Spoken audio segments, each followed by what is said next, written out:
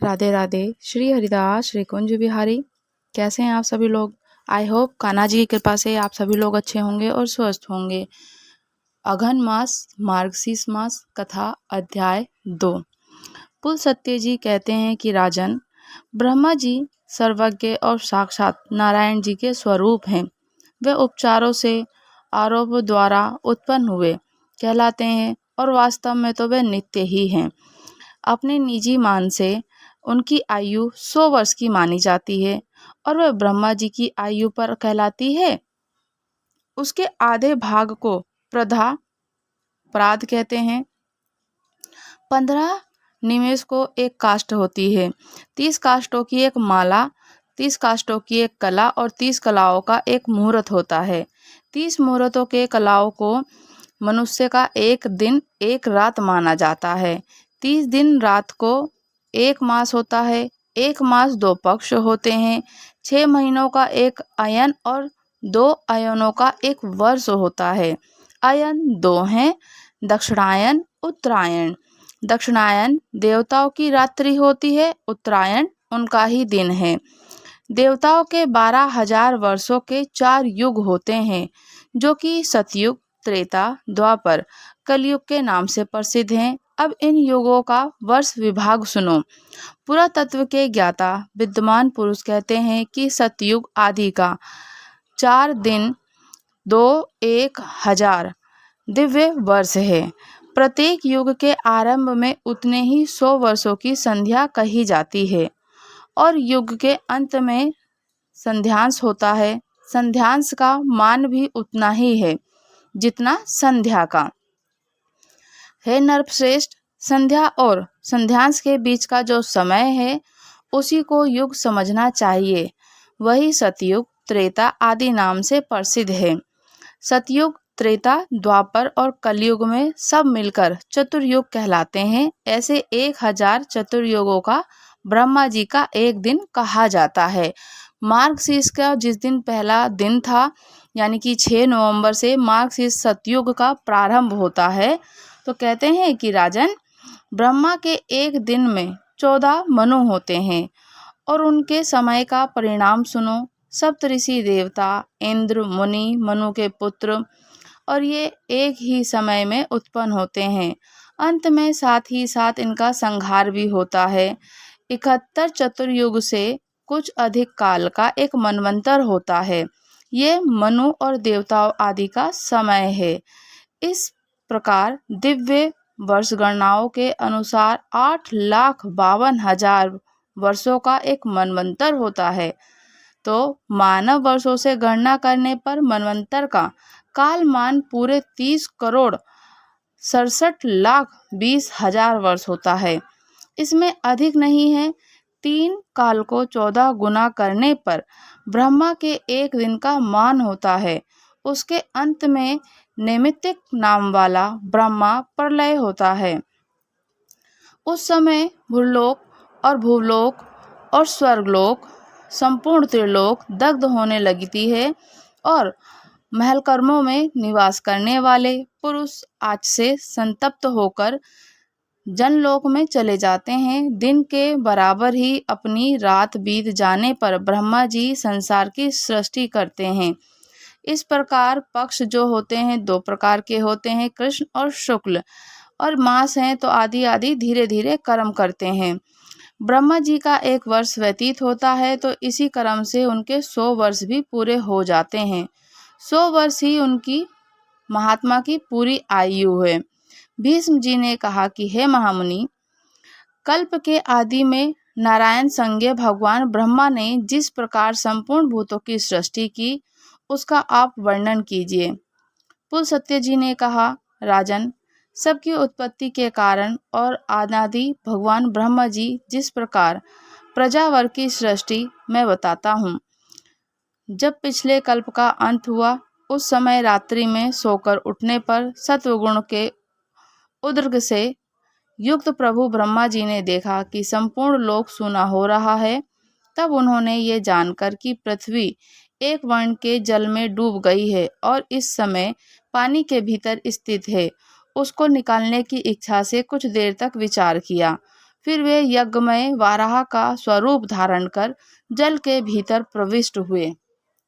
भगवान को पाताल लोक में आया देख पृथ्वी देवी भक्ति से विनम्र हो गई और उनकी स्तुति करने लगी कि पृथ्वी बोलती हैं कि भगवान आप सर्वभूत स्वरूप परमात्मा हैं, आपको बारंबार नमस्कार है। आप इस पाताल लोक से मेरा उद्धार कीजिए। पूर्व काल में मैं आपसे उत्पन्न हुई थी, आपको मेरा नमस्कार है। आप सबके अंतर्यामी हैं, आपको प्रणाम है। प्रधान और व्यक्त जिसे कहते हैं कारण और कार्य आपके ही स्वरूप हैं। काल भी आप हैं, आपको नमस्कार है। जगत की सृष्टि आदि समय आप ही ब्रह्मा विष्णु और रुद्र रूप धारण करके संपूर्ण भूतों की उत्पत्ति पालन और संहार करते हैं। इन सब से परे हैं और मुमुक्षु पुरुष आपकी आराधना करते हैं। मुक्त हो परब्रह्म परमात्मा प्राप्त हो गए हैं। भला आप वासुदेव की आराधना किए बिना कौन मोक्ष पा सकता है? आपकी जो आराधना ना करे उन्हें मोक्ष कैसे मिल सकता है? जो मन से ग्रहण करने योग्य नेत्र इंद्र आदियों के द्वारा अनुभव करने योग्य बुद्धि के कारण विचारणीय है, ये सब आप ही का तो रूप है। नाथ, आप ही मेरे उपादान हैं, आप ही आधार हैं।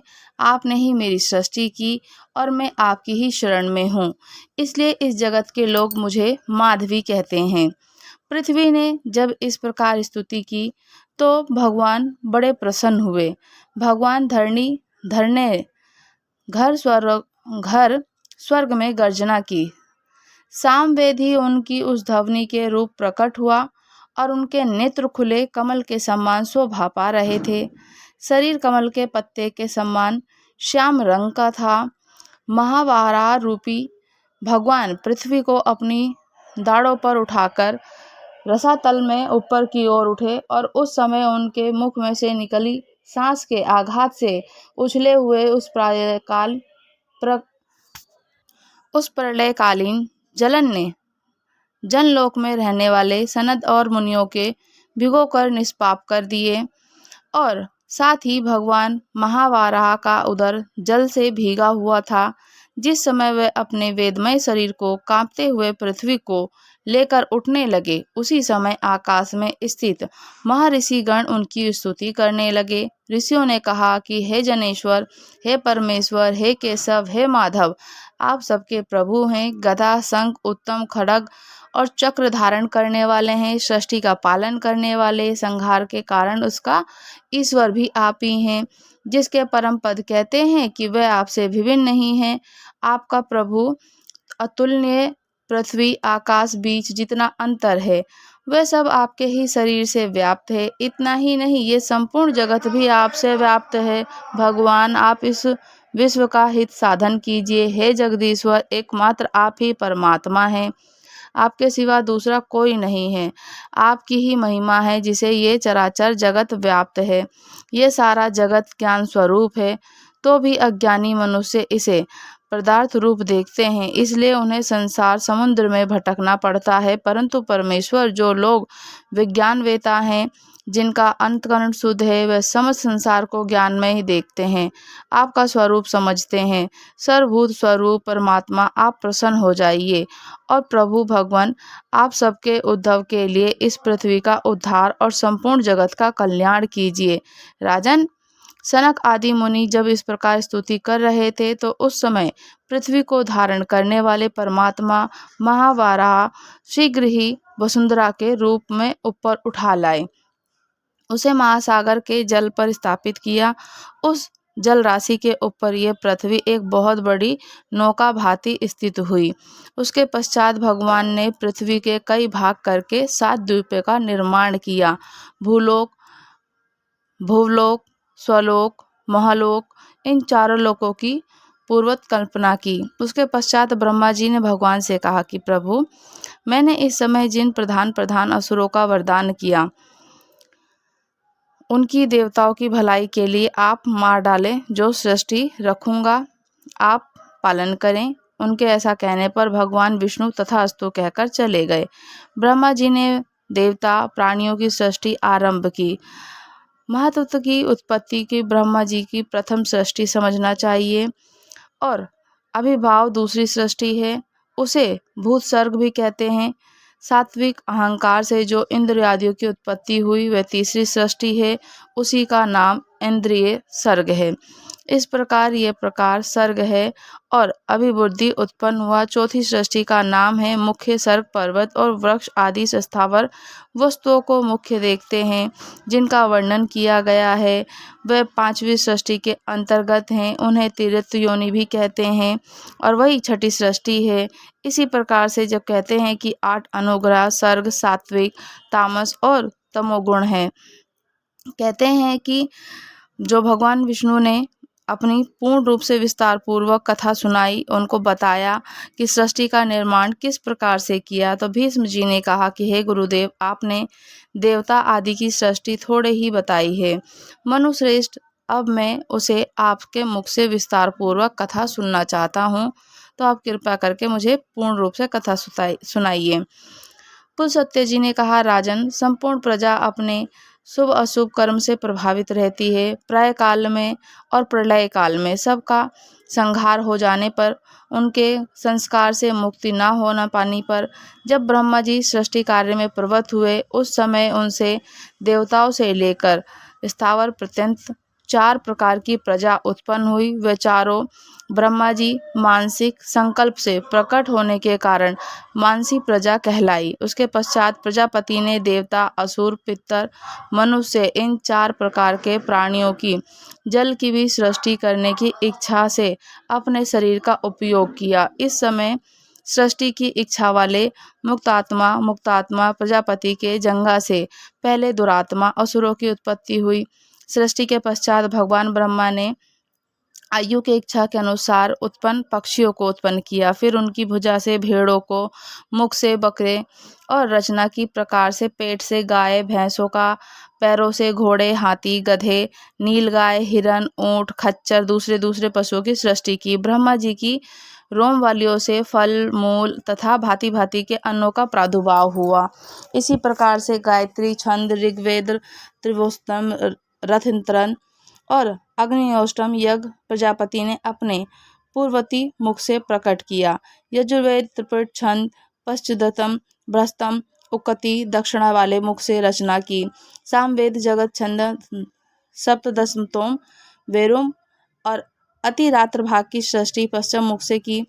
इसी प्रकार से ब्रह्मा जी ने छोटे बड़े जितने भी प्राणी बनाए, सब प्रकार की प्रजापति विभिन्न अंगों से उत्पन्न किए। कल्प के आदि में प्रजापति ब्रह्मा जी ने देवताओं के, असुरों के, पुत्रों के, मनुष्य की सृष्टि करके फिर यक्ष, पश्चात गंधर्व, अप्सरा, सिद्ध, किन्नर, राक्षस, सिंह, पक्षी, मर्ग, सर्प को उत्पन्न किया। नित्य अनित्य जितनी नाभि ये चराचर जगत को सबको आदि करता भगवान ब्रह्मा ने उत्पन्न किया। उत्पन्न हुए प्राणियों से जिन्होंने पूर्व काल में जैसे कर्म किए थे, उन्हें बारंबार जन्म लेकर वैसे ही कर्मों का प्रवृत्त होकर प्रादुर्भाव किया। इस प्रकार भगवान विधाता ने इंद्रियों के विषयों के भूत शरीर में विभिन्न और पृथक पृथक व्यवहार उत्पन्न किया। उन्होंने कल्प के आरंभ से वेदों के अनुसार देवता आदि प्राणियों के नाम के रूप से कर्तव्य का विस्तार किया। ऋषियों ने अन्याय प्राणियों के वेदानुकूल नाम, उनके यथा योग्य कर्मों की भी ब्रह्मा जी ने ही निश्चित किया। जिस प्रकार विभिन्न विभिन्न ऋतुओं के बारंबार आने पर उनके विभिन्न प्रकार के चिन्ह पल के समान भी प्रकट होते हैं, उसी प्रकार सृष्टि के आरंभ से सारे पदार्थ व पूर्व कल्प में अनुसार ही दृष्टिगोचर होते हैं। सृष्टि के लिए इच्छुक और सृष्टि की शक्ति युक्त ब्रह्मा जी कल्प के आदि बारंबार ऐसे ही सृष्टि किया करते हैं और ऐसे ही सृष्टि का निर्माण हुआ। इस प्रकार से सभी अन्य वर्गों का, ऋग्वेदों का और सारे पुराणों का आविर्भाव हुआ। तो कहते हैं कि अघन जो मार्गशीर्ष मास लगता है, तो इस टाइम सतयुग का प्रारंभ हुआ। ब्रह्मा जी ने इसी प्रकार से सृष्टि का निर्माण किया, सृष्टि का संचार किया। अघन मास, मार्गशीर्ष मास, अध्याय 2 समाप्त हुआ। राधे राधे। श्री हरिदास, श्री कुंज बिहारी। अगर आप लोग हमारे चैनल पर नए हैं तो चैनल को लाइक, शेयर, सब्सक्राइब करना बिल्कुल ना भूलें और मुझे कथा करके और कमेंट्स करके ज़रूर बताइएगा कि आपको कथा कैसी लगी। राधे राधे। श्री हरिदास, श्री कुंज बिहारी।